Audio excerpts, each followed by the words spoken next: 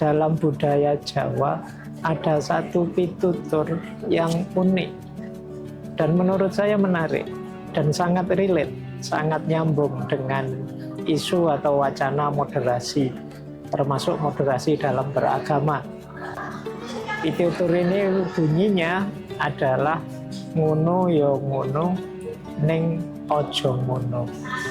Ini kalau diterjemahkan dalam bahasa Indonesia artinya begitu ya begitu, tapi jangan begitu.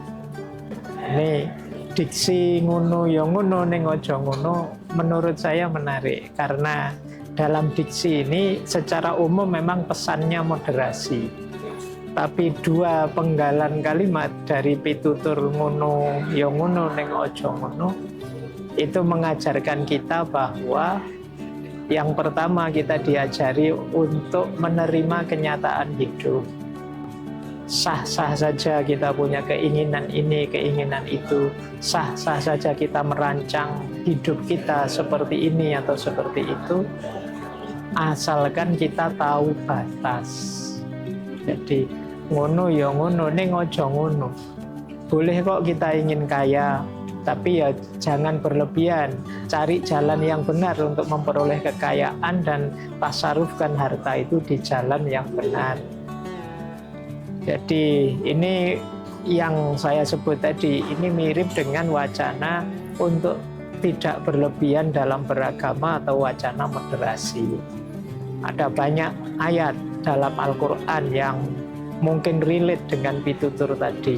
Misalnya ada ayat yang bunyinya begini, A'udzubillahi minasyaitonirrajim, ya ahlal kitab la tahlu fi dinikum ghairul haqqi. Wahai ahli kitab, jangan kalian berlebihan dalam agama tanpa hak, tanpa kebenaran. Dan masih banyak ayat yang lain seperti kulu wasrobu wala tusrifu. Makan dan minumlah, tapi jangan berlebihan. Kalau sudah berlebihan nanti kena kaidah tadi ning ojo ngono. Yo makan minum silahkan saja, tapi yo jangan berlebihan. Nanti bisa juga pitutur ini kita arahkan pada sikap kita pada orang lain. Ada orang itu yang saking senangnya, saking cintanya pada seseorang atau saking bencinya pada seseorang melakukan perbuatan-perbuatan yang berlebihan. Nanti pada yang kita cintai, kita puja-puja sedemikian rupa. Pada yang kita benci, kita rendah-rendahkan, kita jatuhkan sedemikian rupa. Wajar saja kita suka atau senang dengan seseorang, kemudian tidak suka atau tidak senang dengan orang lain. Tapi tidak wajar kalau kesenangan dan ketidaksukaan itu membuat kita melakukan hal-hal yang dilarang oleh agama atau mengotori batin jiwa kita sedemikian rupa. Di sini ada kaidah ngono ya ngono ning ojo ngono. Jadi pitutur Jawa ini maknanya luas dan dalam. Mungkin di antara kita banyak yang sudah sering mengucapkannya, banyak yang sudah sering menggunakan diksi ini. Saatnya kita memahami makna dari diksi ini lebih dalam untuk hidup tidak berlebihan, termasuk dalam agama. Ada satu hadis yang isi dari hadis ini ketika ada 3 orang sahabat bernazar, yang nazarnya ini negatif menurut Rasulullah. Sahabat yang pertama dia bernazar untuk puasa terus. Jadi dia pokoknya tidak ada hari tanpa puasa. Sahabat yang satunya dia bernazar untuk kalau malam tidak tidur, sholat malam terus. Sahabat yang ketiga dia bernazar tidak mau menikah, pokoknya hidupnya hanya untuk agama. Terhadap 3 sahabat ini Rasulullah menegur. Jadi menurut Rasulullah, aku ini nabi, tapi aku ya tidur ya bangun. Jadi ya sholat malam, bangun malam, tapi juga ada tidurnya. Ya puasa, ya buka puasa. Ada puasanya, mungkin banyak puasanya Rasulullah, tapi ya tidak terus-terusan puasa. Dan aku juga menikah. Ini yang akhir hadisnya mungkin kita banyak hafal ya, bahwa faman annikahu sunnati faman rohiba an sunnati falaisa minni. Jadi Rasulullah mengingatkan para sahabat yang berlebihan gara-gara ingin soleh, ingin dekat dengan Allah dan lain sebagainya, terus mengorbankan dirinya, dan ini berlebihan. Bukan tidak boleh kita ingin dekat dengan Allah, ingin berjuang untuk agama, tapi ngono ya ngono, ning ojo ngono. Kita harus tahu batas, kita ngerti bahwa bahkan diri kita ini juga titipan Allah untuk kita penuhi hak-haknya. Maka jangan berlebihan. Selanjutnya makna ngono ya ngono ning ojo ngono juga bisa kita tarik ke ranah sosial.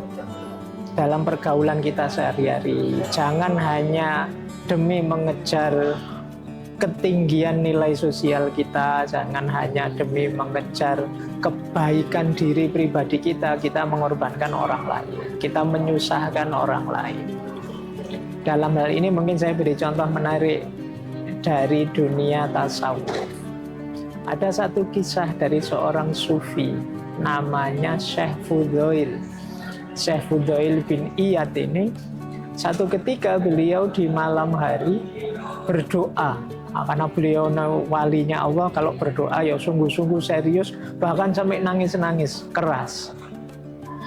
Nah, karena malam-malam berdoa sambil menangis keras, ya banyak orang mendengar. Terus beliau ditegur oleh istrinya, wahai Syekh, jangan seperti itu. Mungkin banyak tetangga kita terganggu oleh doa panjenengan yang sambil menangis, sambil terguguk keras.